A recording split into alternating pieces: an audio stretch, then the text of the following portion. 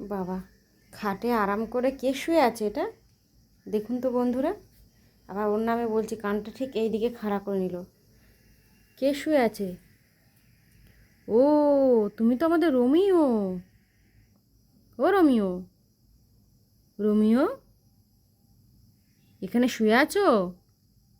ঘরটা ফাঁকা? কানটা এইভাবে খাড়া করে শুনতে হবে? বাবা, কি ঘুম হয়েছে না হয়নি? আমি এটা নিয়ে নিই, হ্যাঁ? এটা তো গান। এটা নি, নেবো না? এটা নি। কেটেছিস নাকি? ও, এই দেখো বসেছে আর কাছে এখানে একটা দড়ি ছিল ঝোলানো।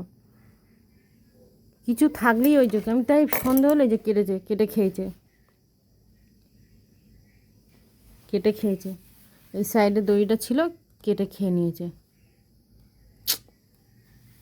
মানে আর কি কি কেটেছিস দেখতে হবে, বিছানা উঠলে কিছু না কিছু কাটবে, খুব কাটার অভ্যাসের। দাঁতে তো সেলুটেপ আটকে দেবো।